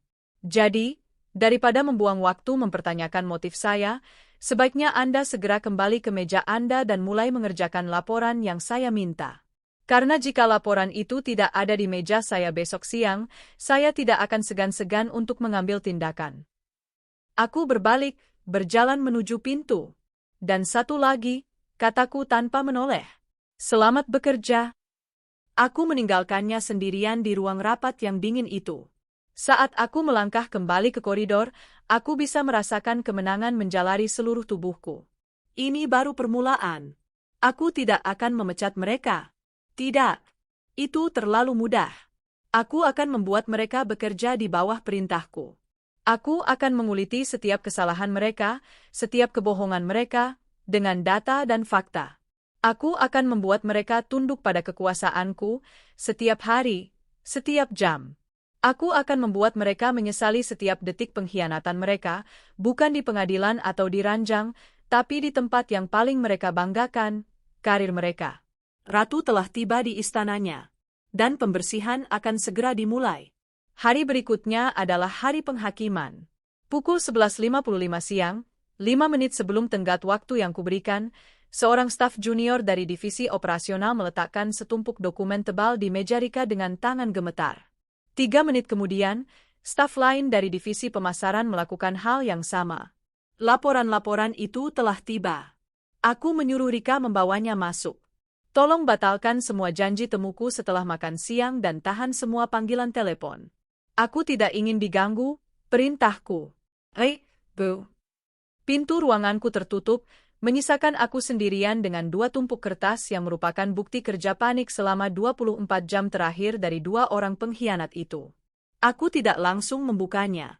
Aku bersandar di kursiku, menyesap kopi hitam tanpa gula, dan membiarkan mereka marinasi di atas mejaku. Biarkan Ardi dan Rania di lantai bawah sana resah gelisah, bertanya-tanya kapan pedangku akan jatuh. Setelah makan siang dengan tenang di ruanganku, barulah aku mulai bekerja. Aku membuka laporan Ardi terlebih dahulu. Tumpukan faktur, laporan pengeluaran, dan justifikasi anggaran. Sekilas, tampak rapi dan profesional. Tapi aku mengenal Ardi. Aku tahu kerapiannya seringkali hanya di permukaan, untuk menutupi kemalasan atau sesuatu yang lebih buruk. Dengan stabilo dan pulpen merah di tangan, aku mulai membedah setiap halaman. Aku seperti seorang detektif forensik yang mencari jejak kejahatan. Mataku yang terlatih selama bertahun-tahun sebagai manajer pengembangan bisnis sebelum menikah, kini bekerja dengan ketajaman penuh. 1 jam. 2 jam. Aku menemukan beberapa inefisiensi kecil, pemborosan yang biasa terjadi karena kurangnya pengawasan. Tapi kemudian, mataku menangkap sesuatu. Serangkaian klaim biaya perjalanan dinas ke Bali. 3 kali dalam 4 bulan terakhir. Tujuannya, survei lokasi potensial untuk ekspansi gudang. Aneh. Seingatku, rencana ekspansi gudang Cipta Gemilang Nusantara adalah ke wilayah Jawa Barat, bukan Bali. Aku membuka lampiran tiket pesawat. Nama penumpang, Ardian Wiratama. Aku membuka lampiran tagihan hotel. Reservasi untuk King Bed Suite with Ocean View. Untuk 1 orang. Tapi kemudian, aku melihat tagihan restorannya. Dinner for 2. Romantic set menu. Dan tanggalnya? Aku membuka kalender di komputerku dan mencocokkannya dengan ingatanku. Tanggal-tanggal itu persis saat Ardi mengatakan padaku bahwa ia ada rapat dewan direksi mendadak di luar kota. Dan yang paling telak, pada salah satu tanggal perjalanan itu, aku menemukan klaim biaya dari kartu kredit perusahaan atas nama Rania Astari. Sebuah transaksi di sebuah butik desainer di Seminyak, Bali. Jantungku berdebar kencang, bukan karena sakit hati, tapi karena luapan kemenangan. Mereka ceroboh. Mereka begitu mabuk dalam perselingkuhan mereka hingga meninggalkan jejak yang begitu jelas. Ini bukan lagi sekadar inefisiensi. Ini adalah penyalahgunaan fasilitas perusahaan. Ini adalah penipuan. Aku meletakkan laporan Ardi ke samping, senyum dingin tersungging di bibirku. Sekarang, giliran sang ratu pesta. Laporan Rania lebih tipis, namun lebih arogan. Isinya penuh dengan jargon pemasaran yang muluk-muluk tentang brand awareness dan engagement, namun miskin data konkret. Dan puncaknya adalah justifikasi untuk pesta syukuran kenaikan jabatannya. Dia dengan berani mengklasifikasikannya sebagai high-profile networking event untuk menjalin hubungan dengan key industry players. Biayanya, yang mencapai ratusan juta rupiah, dibebankan pada pos anggaran promosi khusus. Aku tertawa sinis. Aku mengambil pulpen merahku dan menulis dengan huruf kapital besar di halaman itu, "Tolong lampirkan daftar key industry players yang hadir beserta hasil konkret, deal proyek yang didapat dari acara ini." Aku tahu dia tidak akan bisa menyediakannya. Karena tamu utamanya bukanlah pemain industri, melainkan kolega-kolega yang datang untuk makan gratis dan menyaksikan penobatan palsunya. Setelah selesai, aku memanggil Rika. "Tolong panggil Ibu Rania untuk menghadap saya. Sekarang juga." 5 menit kemudian, Rania masuk ke ruanganku. Wajahnya tegang, tangannya saling meremas di pangkuannya saat ia duduk di kursi di hadapanku. Aku mendorong laporannya yang penuh coretan merah ke seberang meja. "Aku sudah membacanya," kataku dengan nada datar. "Dan sejujurnya, aku kecewa. Aku mengharapkan analisis yang lebih tajam dari seorang manajer senior." Aku menunjuk pada catatanku tentang pesta itu. "Kamu menghabiskan anggaran promosi 1 kuartal untuk sebuah pesta pribadi yang kamu samarkan sebagai acara networking. Kamu bisa jelaskan padaku, keuntungan apa yang didapat perusahaan dari acara ini?" Rania menelan ludah. Acara itu berhasil meningkatkan citra perusahaan di mata kolega, Bu." "Kolega?" potongku. "Bukan klien? Bukan investor? Bukan mitra bisnis baru? Jadi kita menghabiskan ratusan juta agar karyawan kita bisa makan enak dan melihatmu berpidato? Di mana logika bisnisnya, Rania?" Dia terdiam, matanya mulai berkaca-kaca. "Mulai hari ini," lanjutku dengan suara dingin yang tak memberi ruang untuk negosiasi. "Semua, dan aku ulangi, semua proposal pengeluaran dari divisi pemasaran, sekecil apapun itu, harus melewati mejaku dan mendapatkan persetujuan tertulis dariku secara pribadi sebelum bisa dieksekusi. Tidak ada lagi anggaran promosi khusus. Setiap sen harus ada justifikasi raw yang jelas. Apa kamu mengerti? Ini adalah hukuman yang lebih kejam dari pemecatan." Aku baru saja memotong sayapnya. Aku melucuti seluruh otonomi dan kekuasaannya. Dia kini tak lebih dari seorang staf administrasi yang harus meminta izin untuk membeli pulpen. "Mi mengerti, Bu," bisiknya, suaranya pecah. "Bagus, kamu boleh pergi. Dan tolong minta Pak Ardian masuk dalam perjalananmu keluar." Dia bangkit dengan lunglai, seperti boneka yang talinya putus. Saat dia membuka pintu, Ardi sudah berdiri di sana, menunggu gilirannya. Mereka bertukar pandang sekilas, pandangan yang penuh kepanikan dan ketakutan. Ardi masuk dan menutup pintu. Wajahnya berusaha menampilkan ketenangan, tapi aku bisa melihat ketegangan di rahangnya. "Ada apa, Bu Arini?" tanyanya, mencoba terdengar profesional. Aku tidak mengatakan apa-apa. Aku hanya mengambil 3 lembar bukti klaim perjalanan dinasnya ke Bali dan tagihan kartu kredit Rania, lalu meletakkannya berdampingan di atas meja. Aku mendorongnya perlahan ke arahnya. Dia melihat kertas-kertas itu. Wajahnya yang tadinya tegang seketika berubah pucat seperti dinding. Matanya terpaku pada tanggal dan detail transaksi yang memberatkan itu. Dia tahu bahwa dia telah tertangkap. Survei lokasi gudang di Bali, Tanyaku dengan nada pelan namun mematikan. Sejak kapan perusahaan mengubah rencana ekspansi? Dia tergagap, keringat dingin mulai membasahi pelipisnya. Itu, ada arahan baru dari... Jangan berbohong padaku, Ardi, desisku. Kebohonganmu tidak akan berhasil lagi di sini. Aku tidak peduli dengan apa yang kalian berdua lakukan di waktu pribadi kalian. Tapi saat kalian melakukannya dengan menggunakan uang dan fasilitas perusahaan, itu menjadi urusanku. Aku bersandar di kursiku, menyilangkan tangan di dada. Ini bisa menjadi masalah yang sangat besar. Penipuan, penggelapan dana. Hal yang bisa membuatmu tidak hanya kehilangan pekerjaan, tapi juga reputasi dan kebebasanmu. Keputusasaan terlihat jelas di matanya. Apa-apa maumu? Tanyanya, akhirnya melepaskan semua kepura-puraannya. Untuk saat ini, kataku, aku akan menyimpan ini. Anggap saja ini sebagai jaminan. Jaminan bahwa kamu akan bekerja 2 kali lebih keras, memotong semua inefisiensi di divisimu hingga ke akarnya, dan tidak akan pernah lagi membuat satu kesalahan pun. Aku mengambil sebuah formulir dari laci. Dan sama seperti divisi pemasaran, mulai detik ini, setiap permintaan pembelian dan perintah kerja dari divisi operasional yang nilainya di atas 5 juta rupiah, membutuhkan tanda tangan persetujuan dariku. Tanpa kecuali. Rahangnya jatuh. Sebagai kepala operasional, sebagian besar pekerjaannya melibatkan pengeluaran di atas angka itu. Aku baru saja membuatnya menjadi bonekaku. Setiap gerakannya kini ada di bawah kendaliku.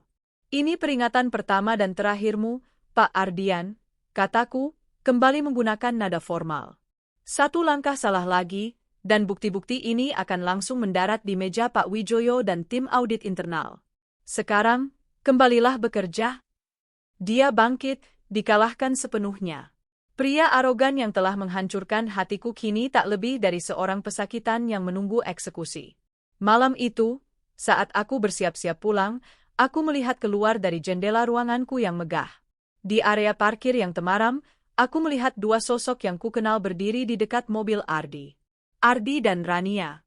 Mereka tidak berpelukan atau tertawa. Mereka sedang bertengkar. Aku tidak bisa mendengar kata-kata mereka, tapi gerakan tangan mereka yang marah dan jarak yang tercipta di antara mereka sudah cukup menceritakan segalanya. Hubungan terlarang mereka, yang dibangun di atas kebohongan dan kegembiraan sesaat, kini mulai retak di bawah tekanan. Jerat yang kupasang tidak hanya mengikat mereka secara profesional, tapi juga mulai meracuni hubungan pribadi mereka. Mereka akan saling menyalahkan. Mereka akan saling curiga. Aku mematikan lampu ruanganku, sebuah senyum kemenangan yang dingin terukir di wajahku. Aku tidak hanya akan menghancurkan karir mereka. Aku akan membuat mereka hancur dari dalam, hingga mereka saling membenci satu sama lain lebih dari mereka membenciku. Permainan ini masih panjang, dan aku sangat menikmatinya. Bulan-bulan berikutnya berlalu dalam irama baru yang kuciptakan sendiri. Rutinitas di PT Cipta Gemilang Nusantara menjadi panggung pertunjukan kekuasaanku. Setiap pagi, Ardi dan Rania akan mengantre di depan ruanganku, bersama menir-menir lain, menunggu giliran untuk mendapatkan persetujuan atas pekerjaan mereka. Aku sengaja membuat mereka menunggu.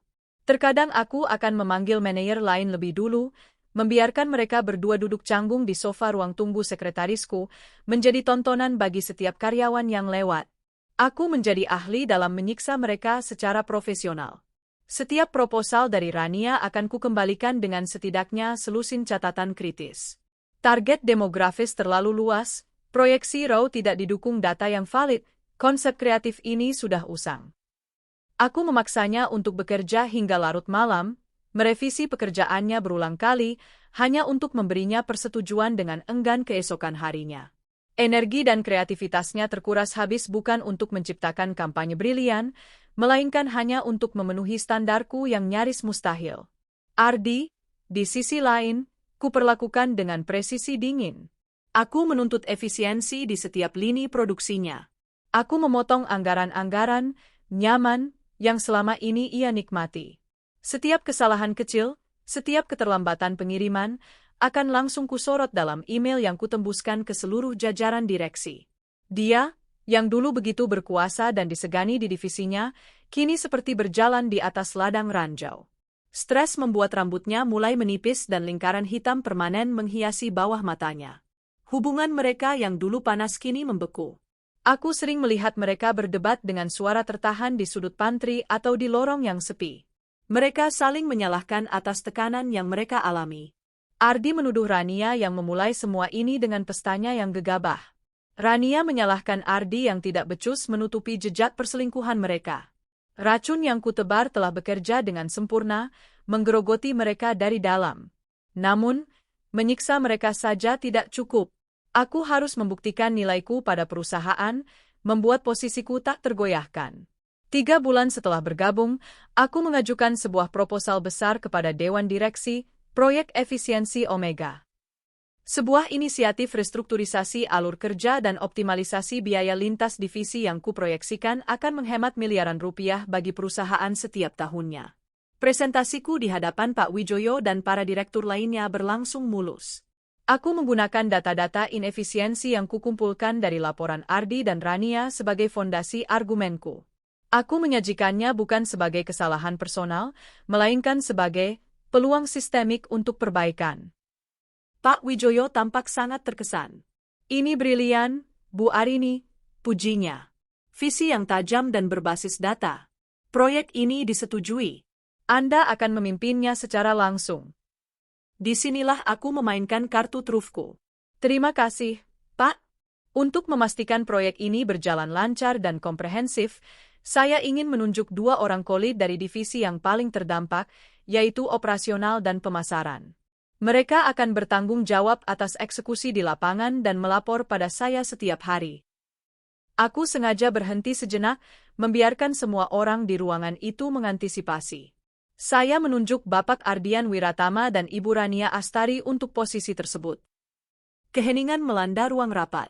Para direktur saling berpandangan, mereka semua tahu drama di balik nama-nama itu. Tapi tak ada yang berani menentang. Logika bisnisku sempurna. Pak Wijoyo menyipitkan matanya, menatapku lekat. Ada kilatan geli di matanya, seolah ia tahu persis permainan apa yang sedang kumainkan. Pilihan yang menarik, katanya perlahan. Baik, laksanakan. Keesokan harinya, aku mengadakan rapat perdana proyek efisiensi Omega. Aku menempatkan Ardi dan Rania duduk bersebelahan, tepat di seberangku. Wajah mereka pucat. Jika sebelumnya mereka disiksa secara terpisah, kini aku mengikat mereka berdua dalam satu rantai, memaksa mereka bekerja sama dalam proyek yang dirancang untuk mengekspos setiap kelemahan mereka. Rapat itu adalah sebuah bencana bagi mereka. Setiap ide yang mereka ajukan kupatahkan dengan data. Setiap kali Ardi mencoba menyalahkan sistem yang lama, aku mengingatkannya bahwa dialah yang membangun dan mengawasi sistem itu selama bertahun-tahun. Setiap kali Rania mencoba menjual ide pemasaran yang mahal untuk mendukung proyek, aku menuntutnya untuk menunjukkan bagaimana ide itu bisa menghemat biaya, bukan menambahnya. Kalian berdua tidak mengerti, kataku pada satu titik, nadaku terdengar frustrasi yang dibuat-buat. Ini bukan tentang membuat pekerjaan kalian lebih mudah. Ini tentang membuat perusahaan lebih untung. Buang semua ego dan cara kerja lama kalian. Mulai dari nol. Saya mau proposal strategi gabungan yang baru dari kalian berdua di meja saya lusa pagi. Tekanan itu akhirnya membuat salah satu dari mereka pecah. Rania. Seminggu setelah proyek berjalan, aku mendapat panggilan dari Ibu Ratna, Kepala HRD. Ibu Arini, bisakah Anda datang ke ruangan saya? Ada keluhan yang perlu kita diskusikan. Aku sudah menduganya. Saat aku masuk, Rania sudah duduk di sana, matanya merah dan bengkak. Ini adalah upaya terakhirnya untuk melawanku. Ibu Rania mengajukan keluhan resmi, kata Ibu Ratna dengan nada netral. Dia merasa mendapatkan tekanan kerja yang tidak wajar, target yang tidak realistis, dan perlakuan yang tidak adil dari Anda sebagai atasannya. Aku duduk dengan tenang, menatap Rania tanpa emosi. Terima kasih sudah menyampaikan ini, Bu Ratna. Tentu saya prihatin jika ada anggota tim saya yang merasa demikian. Aku membuka tas kerjaku dan mengeluarkan sebuah map. Namun, saya ingin memberikan sedikit konteks. Ini adalah salinan dari semua email dan notulensi rapat terkait proyek Omega. Di sini, tercatat setiap target yang saya berikan, lengkap dengan data pendukung mengapa target itu realistis dan diperlukan. Di sini juga ada catatan dari setiap proposal Ibu Rania yang saya tolak, beserta alasan penolakan yang murni bersifat profesional dan berbasis kinerja. Aku mendorong map itu ke hadapan Ibu Ratna. Tekanan kerja memang tinggi, saya akui. Tapi itu berlaku untuk semua orang yang terlibat dalam proyek penting ini, termasuk saya. Saya tidak pernah menggunakan kata-kata yang tidak profesional. Saya hanya menuntut hasil. Jika standar kinerja yang tinggi dianggap sebagai perlakuan tidak adil, maka saya rasa kita punya masalah yang lebih besar di budaya perusahaan ini. Ibu Ratna membolak-balik dokumenku. Wajahnya tetap netral, tapi aku tahu aku telah menang. Aku punya bukti hitam di atas putih. Semua tindakanku terukur dan dapat dipertanggungjawabkan secara profesional. Rania hanya punya air mata dan perasaan subjektif. Baik, terima kasih atas penjelasannya, Bu Arini, kata Ibu Ratna akhirnya. Ia kemudian menoleh ke Rania. Ibu Rania, dari bukti yang ada, tindakan yang dilakukan oleh Ibu Arini masih dalam koridor profesional sebagai atasan yang memimpin proyek strategis. Saya sarankan Anda mencoba untuk beradaptasi dengan ritme kerja yang baru atau kita bisa diskusikan opsi lain jika Anda merasa tidak sanggup. Opsi lain adalah kode halus untuk mengundurkan diri. Wajah Rania hancur. Senjatanya satu-satunya, yaitu memainkan peran sebagai korban, telah kulumpuhkan dengan dokumentasi yang rapi. Dia kalah telak. Setelah Rania pergi dengan lunglai, Ibu Ratna menatapku. Anda pemain catur yang hebat, Bu Arini. Saya hanya melakukan pekerjaan saya, Bu, jawabku diplomatis. Kabar tentang keluhan Rania yang gagal menyebar dengan cepat di kantor menjadi bisik-bisik di setiap sudut. Posisiku semakin kuat, sementara posisi mereka semakin lemah. Mereka kini terisolasi, dilihat sebagai manajer yang tidak kompeten dan cengeng. Sore itu, saat aku sedang meninjau laporan kemajuan proyek Omega, Ardi memberanikan diri masuk ke ruanganku tanpa janji temu. Wajahnya tampak lelah dan kalah. Cukup, Rin, katanya dengan suara parau, untuk pertama kalinya memanggil nama kecilku lagi di kantor. Hentikan semua ini. Apa yang harus kulakukan agar kamu berhenti? Aku mengangkat wajah dari kertasku, menatapnya dengan dingin. Pertama, panggil saya Ibu Arini. Kedua, semua ini, yang Anda maksud adalah pekerjaan saya untuk membuat perusahaan ini lebih baik. Kenapa saya harus menghentikannya? Kamu tahu bukan itu maksudku, serunya frustrasi. Kamu menyiksa kami. Aku memberimu target dan mengukur kinerjamu, koreksiku. Jika itu terasa seperti siksaan, mungkin kamu memang tidak berada di posisi yang tepat. Dia menatapku dengan tatapan yang aneh, campuran antara benci dan sisa-sisa kenangan lama. Aku akan melakukan apa saja. Aku akan mengundurkan diri jika itu yang kamu mau. Biarkan Rania sendiri. Dia tidak sekuat aku. Aku hampir tertawa. Sungguh ironis. Pria yang telah mengkhianatiku bersama wanita itu, kini memohon padaku untuk menyelamatkannya. Pengunduran dirimu tidak akan menyelesaikan masalah inefisiensi di perusahaan ini, kataku. Dan terus terang, itu terlalu mudah. Aku belum selesai dengan kalian berdua. Aku kembali menatap laporanku, memberinya isyarat bahwa percakapan telah selesai. Sekarang, jika tidak ada lagi yang berhubungan dengan pekerjaan, silakan keluar. Saya punya laporan untuk diselesaikan. Dia berdiri mematung sejenak, dikalahkan oleh dinginku yang tak tertembus. Akhirnya, dia berbalik dan berjalan keluar dari ruanganku, membawa serta sisa-sisa harga dirinya yang telah hancur. Aku bersandar di kursiku, merasakan gelombang kepuasan yang dingin. Aku tidak hanya mengendalikan karir mereka. Aku kini mengendalikan takdir mereka. Mereka tidak bisa maju, tidak bisa mundur. Mereka terperangkap dalam orkestra kehancuran yang kususun dengan rapi, dan aku adalah konduktornya. Dan musiknya, baru saja akan mencapai crescendo. 6 bulan terasa seperti 6 tahun bagi Ardi dan Rania. Proyek efisiensi Omega telah menjadi neraka pribadi mereka, sebuah labirin tanpa akhir yang dirancang olehku, sang arsitek penyiksa. Mereka telah berubah. Ardi, pria yang dulu gagah dan penuh percaya diri, kini tampak bungkuk dan kuyu. Rania, wanita cantik yang dulu selalu ceria, Kini wajahnya selalu muram dengan kantung mata yang tak bisa ditutupi riasan semahal apapun. Mereka seperti dua bidak terakhir di papan catur, terpojok dan tak berdaya, menunggu gerakan skakmat dari sang ratu. Dan hari itu pun tiba.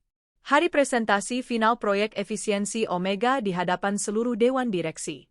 Ini bukan lagi sekadar rapat. Ini adalah panggung eksekusi. Aku memasuki ruang dewan direksi 10 menit lebih awal. Aku mengenakan gaun terusan berwarna merah darah, sebuah pilihan yang berani dan penuh kuasa. Aku ingin warna terakhir yang mereka ingat dariku adalah warna kemenangan.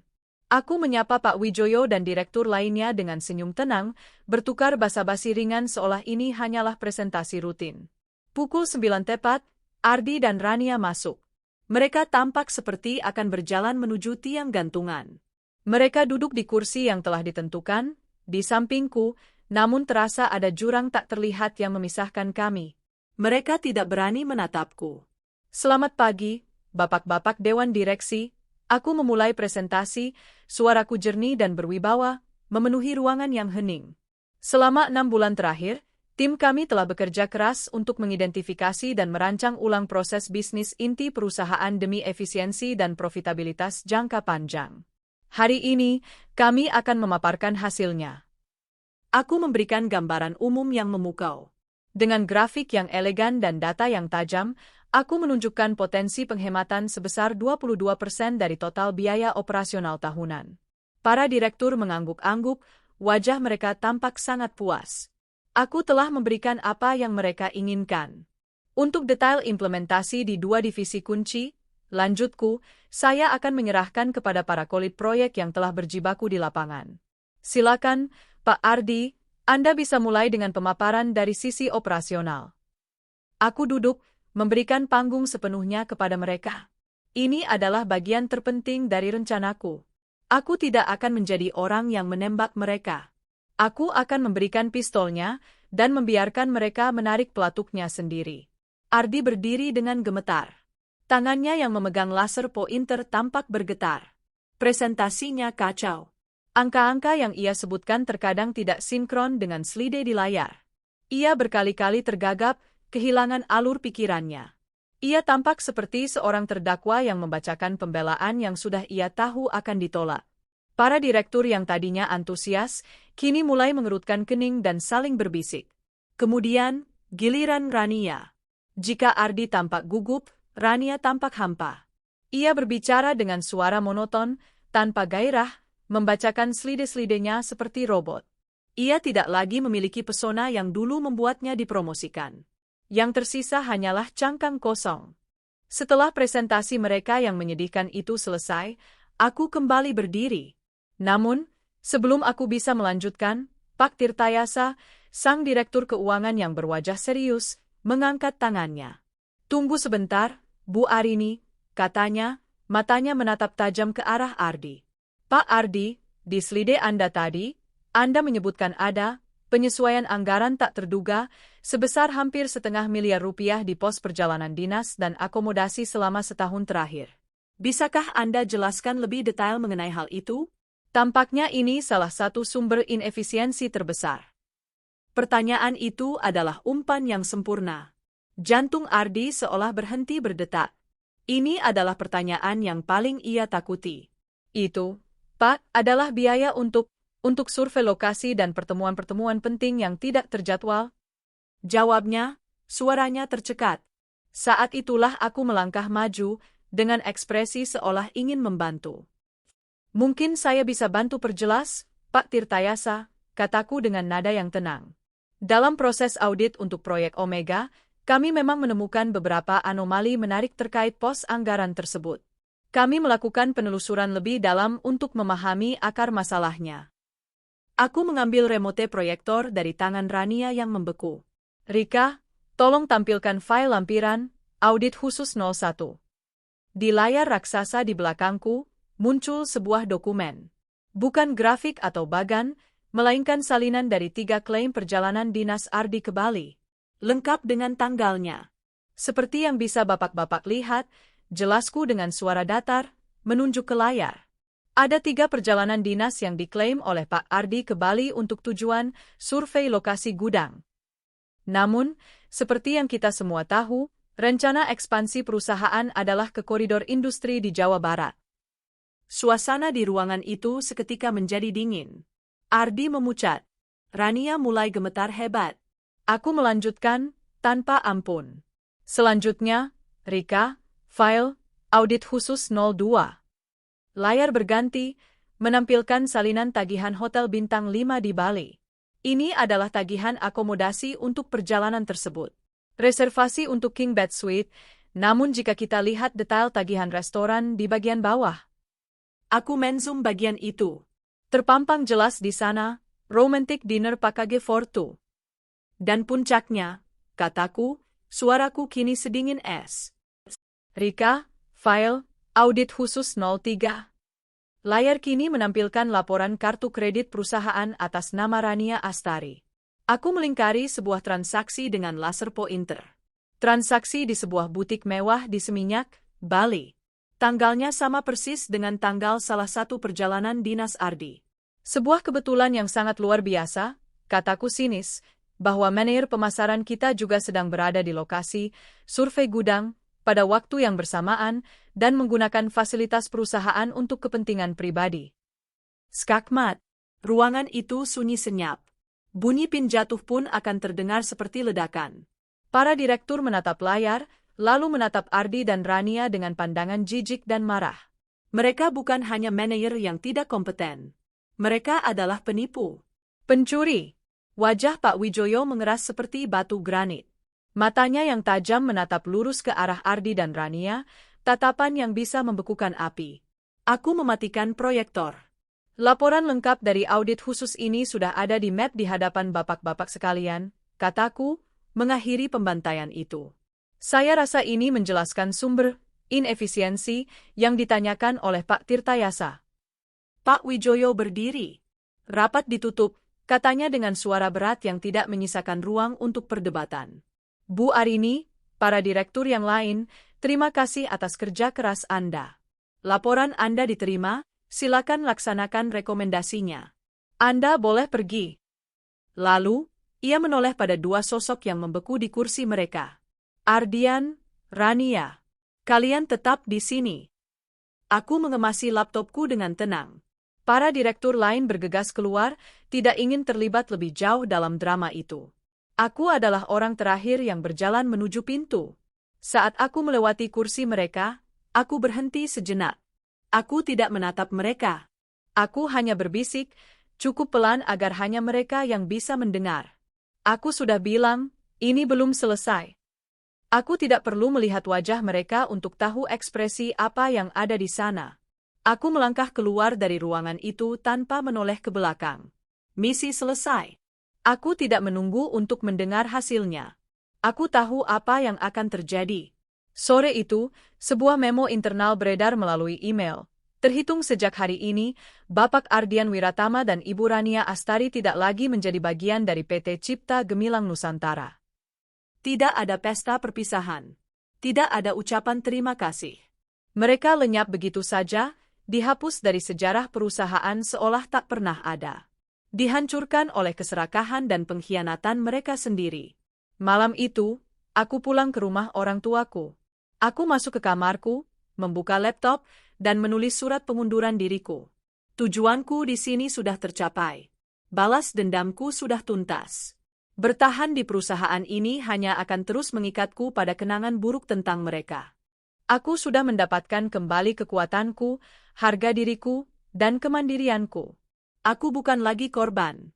Aku adalah pemenang. Dan kini, saatnya bagi sang ratu untuk mencari kerajaan baru untuk ditaklukkan. Kerajaan yang kubangun sendiri, bebas dari bayang-bayang masa lalu. Keesokan paginya, aku menyerahkan surat itu kepada Pak Wijoyo. Dia membacanya, lalu menatapku dengan tatapan penuh pengertian. Saya sudah menduganya, katanya. Perusahaan ini berhutang banyak pada Anda. Pintu saya akan selalu terbuka jika Anda berubah pikiran. Terima kasih atas kesempatannya, Pak, jawabku tulus. Aku berjalan keluar dari gedung PT Cipta Gemilang Nusantara untuk terakhir kalinya. Mentari pagi terasa hangat di wajahku. Aku menghirup udara kebebasan dalam-dalam. Di tasku, Ada beberapa tawaran pekerjaan dari perusahaan-perusahaan kompetitor yang mulai mendekatiku setelah mendengar keberhasilan proyek Omega. Masa depan terbentang luas. Dan untuk pertama kalinya setelah sekian lama, aku tersenyum. Senyum yang tulus, ringan, dan penuh harapan. Permainan telah berakhir. Dan aku telah memenangkannya. Setahun telah berlalu sejak hari aku berjalan keluar dari gerbang PT Cipta Gemilang Nusantara, meninggalkan puing-puing masa laluku untuk selamanya. Jakarta masih sama sibuknya, gedung-gedung pencakar langit masih berlomba menyentuh awan, namun aku melihatnya dari perspektif yang sama sekali berbeda. Bukan lagi dari balik jendela mobil yang membawaku pulang ke sebuah rumah kosong, bukan pula dari puncak menara kantor yang menjadi medan perangku. Aku melihatnya dari jendela kantorku sendiri, di lantai 30 sebuah gedung baru di kawasan bisnis utama, dengan plakat berkilauan di pintunya, Prameswari Consulting Group. Arini Prameswari, founder atau CEO. Surat pengunduran diriku dari Cipta Gemilang Nusantara telah menciptakan gelombang kejut kecil di dunia korporat. Namaku, yang tadinya hanya dikenal sebagai otak di balik proyek Omega, kini menjadi buah bibir. Aku dibanjiri tawaran, bukan hanya untuk bekerja, tetapi untuk menjadi mitra, untuk memimpin, untuk menciptakan. Setelah menimbang dengan hati-hati, aku menolak semuanya. Aku tidak ingin lagi menjadi ratu di kerajaan orang lain. Aku ingin membangun kerajaanku sendiri, dari nol, dengan aturanku sendiri. Dengan tabungan pribadiku dan pinjaman bank yang berhasil kuyakinkan dengan proposal bisnis yang solid, aku mendirikan sebuah firma konsultan butik yang berfokus pada strategi bisnis dan restrukturisasi perusahaan. Klien pertamaku adalah salah satu direktur dari Cipta Gemilang yang mengagumi karyaku. Dari sana, dari mulut ke mulut, reputasiku menyebar seperti api. Perusahaan-perusahaan yang sedang berjuang datang padaku untuk mencari solusi. Dan aku memberikannya. Aku membedah masalah mereka dengan ketajaman yang sama seperti saat aku membedah laporan Ardi dan Rania, namun kali ini didasari oleh hasrat untuk membangun, bukan untuk menghancurkan. Aku bekerja keras, lebih keras dari sebelumnya. Namun, ini adalah kerja keras yang terasa berbeda. Setiap jam yang kuhabiskan, setiap tetes keringat yang jatuh, adalah untuk diriku sendiri, untuk mimpiku. Aku merekrut tim kecil yang terdiri dari para profesional muda yang cerdas dan bersemangat. Aku menjadi mentor bagi mereka, pemimpin yang tegas namun adil. Aku bersumpah pada diriku sendiri untuk tidak akan pernah menciptakan lingkungan kerja yang penuh dengan politik dan pengkhianatan seperti yang pernah kualami. Proses perceraianku dengan Ardi berjalan lancar, tanpa drama. Farida, pengacaraku, memastikan semuanya selesai dengan cepat. Ardi tidak menuntut apa-apa. Dia telah kehilangan segalanya, pekerjaan, reputasi, dan harga diri. Aku tidak pernah lagi mendengar kabarnya secara langsung. Sesekali, aku mendengar desas-desus dari Rina atau kenalan lama. Ardi kabarnya bekerja di sebuah perusahaan kecil di luar kota dengan posisi yang jauh di bawah standar kemampuannya dulu. Dia harus memulai segalanya dari nol, tanpa jaringan dan tanpa nama baik. Dan Rania nasibnya lebih tragis. Dikhianati oleh keluarganya sendiri karena telah mempermalukan nama baik mereka, dan dihancurkan secara profesional, ia mengalami depresi berat. Kabar terakhir yang kudengar, ia kembali ke kampung halamannya, menjauh dari gemerlap Jakarta yang pernah menjadi panggung impiannya. Aku tidak merasakan kepuasan mendengar kabar itu. Yang kurasakan hanyalah kehampaan. Balas dendamku telah tuntas, namun kemenangan itu terasa hampa jika hanya menyisakan kehancuran di belakangnya. Itu menjadi pelajaran terakhir bagiku. Balas dendam adalah api yang menghanguskan segalanya, termasuk sebagian kecil dari dirimu. Kini, fokusku adalah masa depan. Aku tidak hanya membangun karir, aku membangun kembali diriku. Aku mulai melakukan hal-hal yang dulu kutinggalkan demi pernikahanku. Aku kembali melukis di akhir pekan, memenuhi kanvas dengan warna-warna cerah, bukan lagi abu-abu. Aku bergabung dengan sebuah klub pendaki gunung, menantang diriku untuk mencapai puncak-puncak baru, baik secara harfiah maupun kiasan. Berdiri di puncak gunung, merasakan angin meniup rambutku, aku merasakan kebebasan yang sesungguhnya. Aku juga belajar untuk memaafkan. Bukan untuk mereka, tapi untuk diriku sendiri. Memaafkan Ardi dan Rania karena telah mengkhianatiku. Dan yang lebih penting, memaafkan diriku sendiri karena pernah begitu naif dan buta. Memaafkan bukanlah melupakan. Itu adalah melepaskan beban kebencian dari pundakku agar aku bisa terbang lebih tinggi. Suatu sore, saat aku sedang menikmati secangkir kopi di kafe dekat kantorku, seorang pria mendekati mejaku. "Maaf, Ibu Arini Prameswari."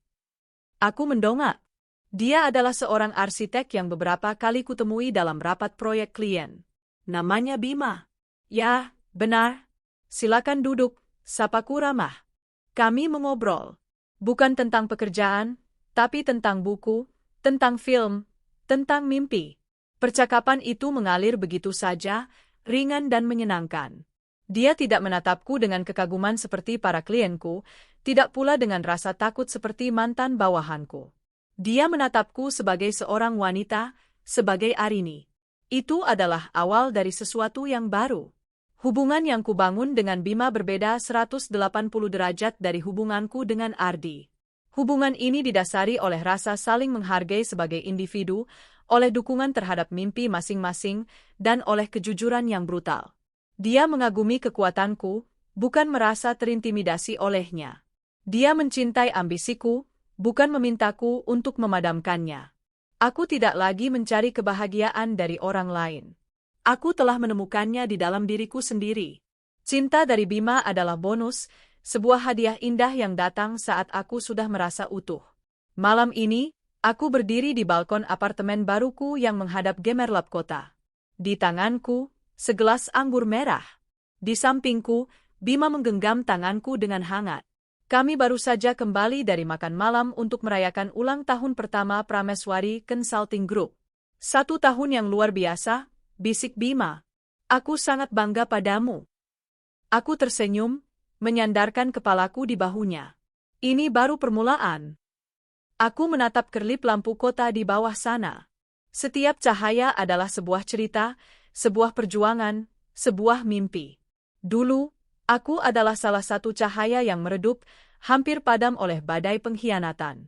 Namun, dari abu itu, aku bangkit. Bukan hanya untuk menyala kembali, tapi untuk menjadi mercusuar. Kisahku bukan lagi tentang balas dendam. Itu telah menjadi kisah tentang ketahanan, tentang kelahiran kembali, tentang seorang wanita yang menemukan bahwa mahkota terindahnya bukanlah yang diberikan oleh seorang pangeran, melainkan yang ia tempa sendiri dari baja api ujian. Aku adalah Arini Prameswari. Aku adalah pendiri. Aku adalah pemimpin. Aku adalah seorang yang selamat. Dan di kerajaanku yang baru ini, akulah satu-satunya ratu. Dan aku, akhirnya, bahagia,